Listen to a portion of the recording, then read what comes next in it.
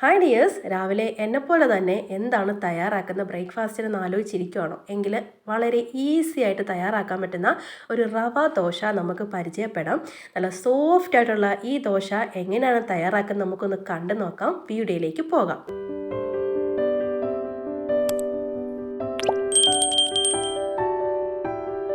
ഇത് നമ്മൾ തയ്യാറാക്കാനായിട്ട് ഒരു മിക്സിയുടെ ജാറിലേക്ക് 250 ml കപ്പിൽ 1 കപ്പ് റവ ഇട്ട് കൊടുക്കുക.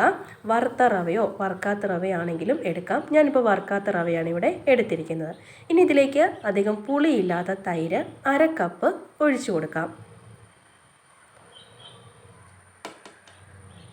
അടുത്തതായി ഇതിലേക്ക് ഇനി ആവശ്യമായിട്ടുള്ളത് അവലാണ്. 2 ടേബിൾ സ്പൂൺ അവൽ വെള്ളത്തിലൊന്ന് കുതിർത്തിയ ശേഷം ഇതിലേക്ക് ഇട്ട് കൊടുക്കാം. നമ്മൾ ബ്രൗണോ അല്ലെങ്കിൽ വൈറ്റ് അവലോ ഏതാണെങ്കിലും എടുക്കാവുന്നതാണ്.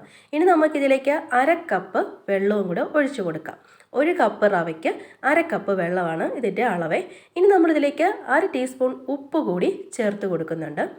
ഇനി ഇവയെല്ലാം കൂടെ നമുക്കൊന്ന് അരച്ചെടുക്കാം. അപ്പം നന്നായിട്ട് ബ്ലെൻഡ് ചെയ്തെടുത്തിട്ടുണ്ട്. അത് ഇതേ ഒരു കൺസിസ്റ്റൻസിയിൽ കിട്ടണേ. നമ്മുടെ ദോശമാവിൻ്റെയൊക്കെ ബാറ്ററില്ലേ ആ ഒരു കൺസിസ്റ്റൻസിയിലാണ് കിട്ടേണ്ടത്. ഇനി നമുക്കിതിലേക്ക് 1/4 ടീസ്പൂൺ അളവിൽ ബേക്കിംഗ് സോഡ കൂടി ചേർത്ത് കൊടുത്ത് നന്നായിട്ട് മിക്സ് ചെയ്തെടുക്കാം. നമ്മളിത് ഇപ്പം തന്നെ ചുട്ടെടുക്കാനാണെങ്കിൽ ബേക്കിംഗ് സോഡ ചേർത്തിട്ട് ഒരു 15 മിനിറ്റ് വെച്ചതിന് ശേഷം ചുട്ടെടുക്കാം. ഇല്ലെങ്കിൽ നമുക്ക് 1 മണിക്കൂർ ഇത് അരച്ച ശേഷം വെച്ചിട്ട് ബേക്കിംഗ് സോഡ ചേർക്കാതെയും ചുട്ടെടുക്കാവുന്നതാണ്. ഇപ്പം നമുക്കിവിടെ പെട്ടെന്ന് ചുട്ടെടുക്കേണ്ടത് കൊണ്ട് ഒരു 15 മിനിറ്റ് റെസ്റ്റ് ചെയ്യാനായിട്ട് മാറ്റിവെക്കാം. നല്ല ചൂടായ പാനിലേക്ക് ഇതുപോലെ ഒഴിച്ചു കൊടുത്ത് നമുക്ക് ചുട്ടെടുക്കാം. നല്ല ഹോളൊക്കെ വന്ന് നല്ല സോഫ്റ്റായിട്ടുള്ള റവ ദോശ നമുക്ക് കിട്ടിയിട്ടുണ്ട്. ഇപ്പം നമ്മൾ വളരെ ഈസി ആയിട്ട് വളരെ തിരക്കുള്ള സമയത്തൊക്കെ തയ്യാറാക്കാൻ പറ്റിയ ഒരു ബ്രേക്ക്ഫാസ്റ്റ് റെസിപ്പിയാണിത്. ഇപ്പോൾ നമ്മൾ കണ്ടില്ലേ, നല്ല ദോശ പോലെ നല്ല മുരിഞ്ഞ് നല്ല സോഫ്റ്റും ആയിട്ടുണ്ട്.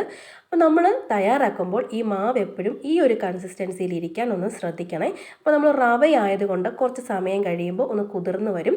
അപ്പോൾ നമ്മൾ കുറച്ചുകൂടെ വെള്ളം ചേർത്ത് ബാറ്റർ ഇങ്ങനെ ലൂസാക്കി എടുത്താൽ മതി.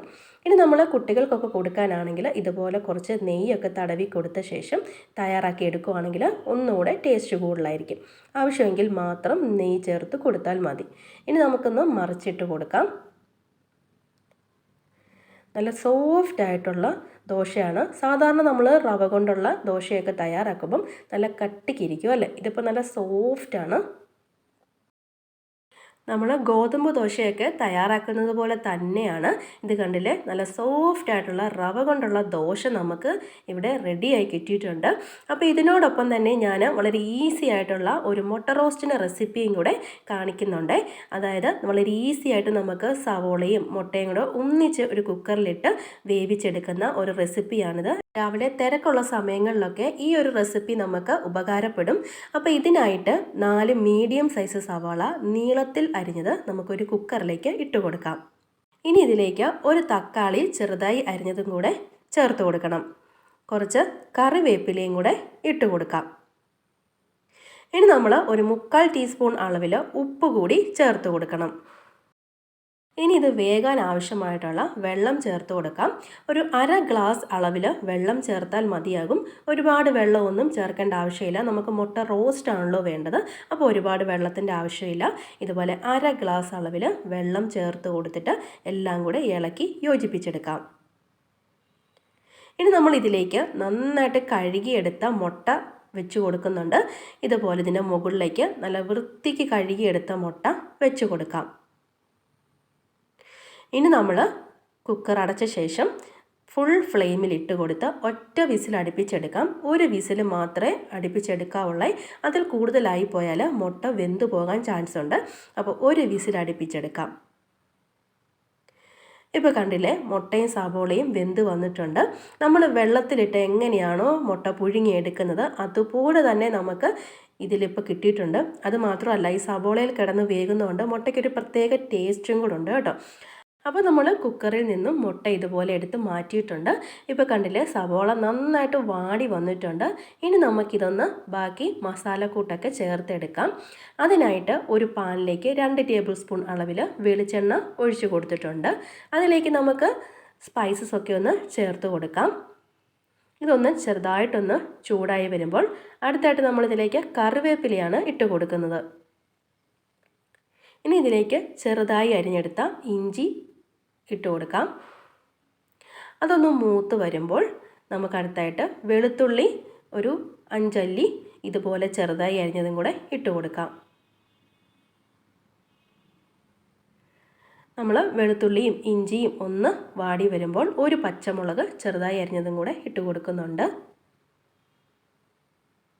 ഇതൊന്ന് മൂത്ത് ഇതിൻ്റെ ആ ഫ്ലേവർ എണ്ണയിലേക്ക് ഇറങ്ങി കഴിയുമ്പോൾ നമുക്ക് മസാലപ്പൊടി ചേർത്ത് കൊടുക്കാം. 1/2 ടീസ്പൂൺ അളവിൽ മഞ്ഞൾപ്പൊടി, അടുത്തതായി 1 ടീസ്പൂൺ അളവിൽ കാശ്മീരി ചില്ലിയാണ് ചേർക്കുന്നത്. കാശ്മീരി ചില്ലി മാത്രമാണെങ്കിൽ 1.5 ടീസ്പൂൺ ചേർത്ത് കൊടുത്താൽ മതിയാകും.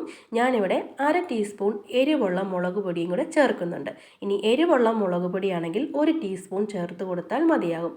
ഇനി ഇത് എണ്ണയിലിട്ട് കൊടുത്ത് ഫ്ലെയിം സിമ്മിൽ വെച്ച് കൊടുത്തൊന്ന് മൂപ്പിച്ചെടുക്കാം. ഇനി ഇതിലേക്ക് 1/2 ടീസ്പൂൺ അളവിൽ പെരിഞ്ജീരകം പൊടിച്ചതും കൂടെ ഇട്ട് കൊടുക്കുന്നുണ്ട്. ഇനി അടുത്തായി നമ്മളിതിലേക്ക് ചേർക്കുന്നത് 1/2 ടീസ്പൂൺ ചിക്കൻ മസാലയാണ്. ഇതിന് പകരമായിട്ട് ഗരം മസാല വേണമെങ്കിലും ചേർക്കാവുന്നതാണ്. ഇനി ഇതെല്ലാം കൂടെ നമുക്കൊന്ന് മൂപ്പിച്ചെടുക്കാം. അതിനുശേഷം നമ്മൾ നേരത്തെ തയ്യാറാക്കി വെച്ചിരുന്ന സവാള ഇതിലേക്ക് ഇട്ട് കൊടുക്കുന്നുണ്ട്. അപ്പോൾ സവാള അത്യാവശ്യം നന്നായിട്ട് വരണ്ട് വന്നതാണ്. ഇനി നമുക്ക് എണ്ണയിൽ മസാലയൊക്കെ ഒന്ന് പിടിക്കുന്ന രീതിയിൽ സവാള ഒന്ന് ഇതുപോലെ വേവിച്ചെടുക്കാം. അപ്പം ഒന്ന് തിളച്ച ശേഷം ഇതുപോലെ ഒന്ന് മൂടി വെക്കാം. ഫ്ലെയിം സിമ്മിലിട്ട് കൊടുത്ത് ഒന്ന് മൂടി വെച്ച് ഒന്ന് നന്നായിട്ട് തിളച്ച് വരുമ്പോൾ ഇതിലേക്ക് നമുക്ക് മുട്ട ഇതുപോലെ വരഞ്ഞ ശേഷം ഇട്ട് കൊടുക്കാം. ഇനി മുട്ടയിലേക്ക് നന്നായിട്ട് സവാള എല്ലാം നന്നായിട്ട് പിടിച്ചു വരാനായിട്ട് ഇതുപോലെ ഒന്ന് കവർ ചെയ്ത് കൊടുക്കാം. എന്നിട്ട് നമുക്ക് മൂടി വെച്ച് ഒരു 2-3 മിനിറ്റ് വേവിച്ചെടുക്കാം. ഇപ്പോൾ കണ്ടില്ലേ, നല്ല എണ്ണയൊക്കെ തെളിഞ്ഞ് കറക്റ്റ് പാകത്തിന് നമ്മൾ സവാള എങ്ങനെയാണോ വരട്ടി വെക്കുന്നത് അതുപോലെ തന്നെ കിട്ടിയിട്ടുണ്ട്. ഇതിൽ ടേസ്റ്റ് വ്യത്യാസം ഒന്നുമില്ല, നല്ല രുചിയാണ് കേട്ടോ.